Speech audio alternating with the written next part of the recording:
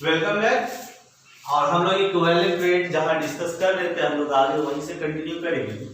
तो last class में हमने पहले देखा था बेसिक चीज की इक्विवेलेंट वेट क्या हो रहा था। तो इक्विवेलेंट वेट था हमारा, equivalent weight is equal to atomic weight divided by valence, जो कि नॉर्मल एलिमेंट्स के लिए हमने डिफाइन किया था। इस तरह से फाइंड कर सकते हैं। और दूसरी बात हमने कहा कि अगर वेरिएबल वैलेंसेस शो करे तो चेक कर लिया जाए कि केमिकल में उसकी वैलेंसेस क्या है। आज हम लोग देखेंगे कि किसी रेडिकल्स के लिए इक्विवेलेंट वेट कैसे निकालते हैं। ठीक है, तो आज का हमारा हेडिंग होगा इक्विवेलेंट वेट विद 4 रेडिकल्स। ठीक है, किसी रेडिकल्स के लिए क्या होता है, रेडिकल्स क्या है क्या नहीं है, पीछे 2 वीडियो पीछे जाइएगा आपको सारा कुछ मिल जाएगा। उसका बकायदा एक पूरी क्लास डेडिकेट हमने किया है। इवन आयन पर भी हमने अच्छा खासा समय दे रखा है। तो हमें लगता है कि आप लोग सब इसके ज्ञाता लोग को जानते हो कि रेडिकल्स क्या है। तो आज इक्विवेलेंट वेट ऑफ रेडिकल्स निकालने जाएंगे, सीखेंगे कि कैसा हो। तो रेडिकल्स में अगर हमारे पास केटायन है या पॉजिटिव रेडिकल्स जिसे हम लोग बोलते हैं या फिर एनायन हो, सबका कॉन्सेप्ट एक ही है कि आप उसके वेट को कैलकुलेट कीजिए और divide by the total charge. मतलब इस केस में आपको इक्विवेलेंट वेट इन ग्राम अगर फाइंड करना है तो आप क्या करो, mass of radicals in gram divided by total charge on it, total charge. एकदम ही सिंपल, एक ही कॉन्सेप्ट, सब कुछ यहाँ पर ही बन जाएगा। जैसे कि आप अगर आपके पास सल्फेट रेडिकल्स है SO4 2-, तो आप इसका मास निकालो तो मास होगा 32 + 4 × 16, दैट इज 34 + 64 और ये हो गया 96। चार्ज क्या है 2-, हमें केवल टोटल चार्ज ऑन इट मतलब आइदर पॉजिटिव और नेगेटिव के केवल इंटीजर वैल्यू से मतलब। ठीक है, हमें माइनस और प्लस से लेना देना नहीं है, हम वो नंबर से मतलब रखना चाहते हैं कि वो चार्ज क्या है। तो यहाँ पर 2- मतलब 2। ठीक है, यहाँ पर चार्ज क्या कर दे, चार्ज हम लिख दें कि -2 या फिर आप चार्ज नंबर बोल दें ये 2। ठीक है, तो आपको अगर इसका इक्विवेलेंट वेट निकालना है तो इसका इक्विवेलेंट वेट हो जाएगा, आप इसमें इसका जो मास निकाला है 96 डिवाइडेड बाय जो चार्ज नंबर आपके पास आया वो 2, मतलब अगर आप करें तो 40, ये होगा equivalent weight of sulphate ion. Similarly आपके पास कोई भी आयन दिया रहे तो आप उसका इक्विवेलेंट वेट कैसे निकाल सकते हो, तो उसका मास divided by total charge on it. ठीक है, अब मास क्या होगा, सिंपल सोचो, अमोनियम आयन का अगर Mh4+ का दिया हुआ है तो इसका इक्विवेलेंट वेट क्या होगा, तो मास मतलब 14 + 4 डिवाइडेड बाय चार्ज क्या है 1 है, ये होगा। ठीक है, क्लोराइड आयन दिया हुआ है Cl-, तो यहां पर क्या करो, मास इसका 35.5 डिवाइडेड बाय चार्ज 1। आप लोग की प्रैक्टिस के लिए बहुत ही अच्छी चीज है क्योंकि 2 वीडियोस पहले हमने नहीं भी है तो 50 से ज्यादा रेडिकल्स की एक लिस्ट बनाई थी। तो आपका पहला काम या काम जो हो सकता है, आप एक उन लिस्ट को थ्रू आउट फिर से टेबल बना दो हमें, ताकि आपको रेडिकल्स भी याद हो जाए। Name of radicals,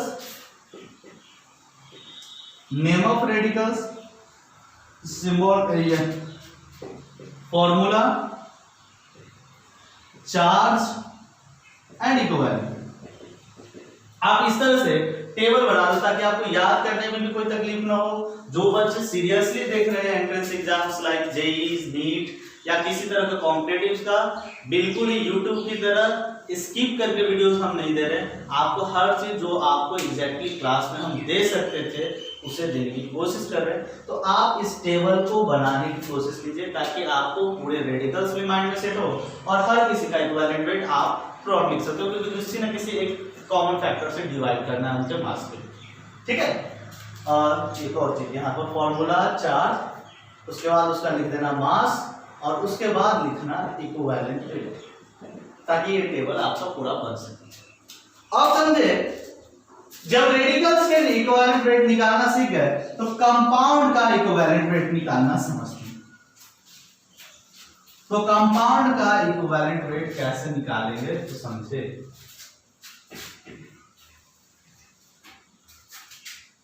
equivalent weight of compound, compound मतलब H2SO4, ठीक है। इस कंपाउंड का डायरेक्ट आपसे पूछते हैं कि कोई इक्विवेलेंट वेट क्या है, ठीक है।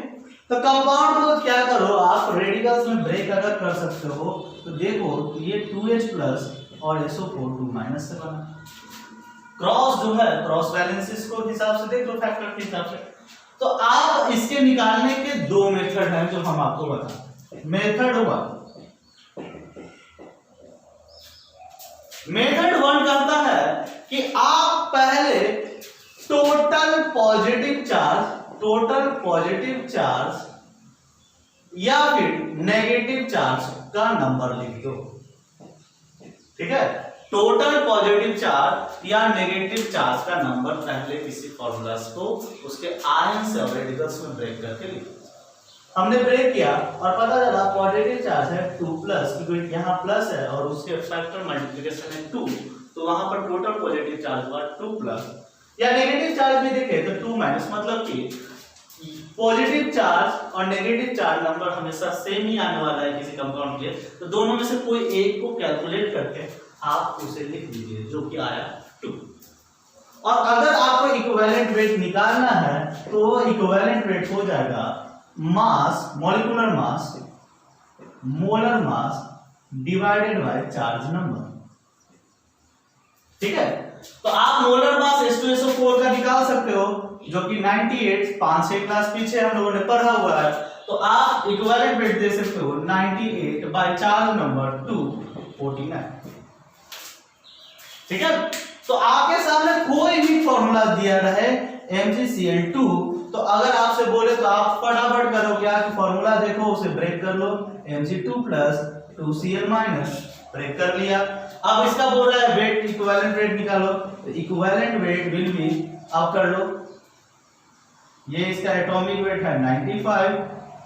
कैसे 95 आया आप लोग खुद कैलकुलेट कर सकते हो, 2 into क्लोरीन प्लस मैग्नीशियम, तो वो हो जाएगा molar mass 95 divided by total charge किसी एक पर, या तो प्लस पर कैलकुलेट कर लो या माइनस का टोटल कर लो, वैल्यूज बराबर ही होने वाला है। तो यहाँ पर 2 आई तो ये कर सकते हो 95/2 जो भी आएगा 407.5। सिमिलरली आप किसी भी तरह के कंपाउंड को इस मेथड से निकाल सकते हैं। दूसरा तरीका कहता है कि मेथड 2 कि आप अगर किसी कंपाउंड्स का निकालना चाहते हैं इक्विवेलेंट वेट, तो इक्विवेलेंट वेट किस तरह से मेथड 2 को अप्लाई करके यूज करेगा, या मेथड 2 क्या कर रहा है तो उसका हल सुनिए। इक्विवेलेंट वेट ऑफ कंपाउंड हमें बताया जा रहा है कि equivalent weight of cation plus equivalent weight of anion. मतलब आप अगर किसी सिस्टम के लिए इक्विवेलेंट वेट निकालना चाहते हो तो दोनों को सेपरेट निकालो। चलो इन्हीं दो एग्जांपल्स को लेते। इक्विवेलेंट वेट H2SO4 का निकालना है तो कह रहा है कि इक्विवेलेंट वेट ऑफ केटायन, तो केटायन हमारे पास क्या है H+, केटायन क्या है H+, तो H+ का इक्विवेलेंट वेट निकल जाएगा, उसका atomic weight 1 divided by ions कितना है 1, क्योंकि अभी भी रेडिकल्स का निकालना सीख चुके हैं, तो 1/1 वो हो गया, प्लस सल्फेट आयन का, तो सल्फेट का हमने दिखा उसका मास 96 डिवाइडेड बाय उसका चार्ज 2, तो हमारे लिए 1 + 48, ठीक है। यहां पर हमने टोटल चार्ज से कोई लेना देना नहीं है, हमने केटायन का अलग इक्विवेलेंट वेट निकाला है, एनायन का एक अलग इक्विवेलेंट वेट निकाला है, और दोनों को जोड़ दिया है, हमें कंपाउंड का इक्विवेलेंट वेट निकाला। तो ये हमारे पास एक फॉर्मूला है जो बता देता है कि हम कैसे इक्विवेलेंट वेट को निकालें। अब अगर इक्विवेलेंट वेट ऑफ हमारा जो लास्ट सेक्शन है, जो आप लोगों को अभी पढ़ करके उसके बाद आगे इसे यूज करना होगा फर्दर आगे क्लासेस में, लास्ट सेक्शन हमारा कहता है कि equivalent weight of acid and base, equivalent weight of acid और बेस का कैसे निकालना, ठीक है, एसिड और बेस का। तो पहले छोटा सा इंट्रोडक्शन देते हैं कि एसिड की स्ट्रेंथ को बताया जाता है बेसिसिटी से। एसिड की स्ट्रेंथ को बेसिसिटी से डिफाइन किया जाता है, जो क्लास 10th में आपने थोड़ा सा पढ़ा। बेसिसिटी क्या है कि वो नंबर कि कितना वो H प्लस आयन को दे सकता है, ठीक है, मतलब यह एक नंबर है, ठीक है ना। बेसिसिटी क्या है, number of H plus ions, ठीक है, डोनेट, ये डोनेट कितना किया वर्ड से। और बेस की स्ट्रेंथ को दिया जाता है एसिडिटी के से, और एसिडिटी जो है वह है number of H plus ions x, इसी को OH माइनस के लिए उलट रिवर्स के रूप में आप डिफाइन करें। अभी हमें डेफिनेशन से बहुत ज्यादा मतलब नहीं है, केवल इस पॉइंट पर जानना। जब हम चैप्टर्स को पूरी डिटेल में पढ़ेंगे, वहां एसिड बेस टाइट्रेशन हमें पढ़ना है, उससे हम इसको डिस्कस करेंगे। तो अगर आपको एसिड की इक्विवेलेंट वेट, क्योंकि आप इक्विवेलेंट वेट पढ़ा रहे हैं तो कोई जानकार बहुत बुद्धिजीवी जो आपका फ्रेंड कहीं और पढ़ रहा है, कहीं और से छोटा मोटा सीख के आया है, आपसे सवाल कर सकता है कि अच्छा सब आ गया तो हमको निकाल के बताओ कि इक्विवेलेंट वेट ऑफ एसिड क्या हो।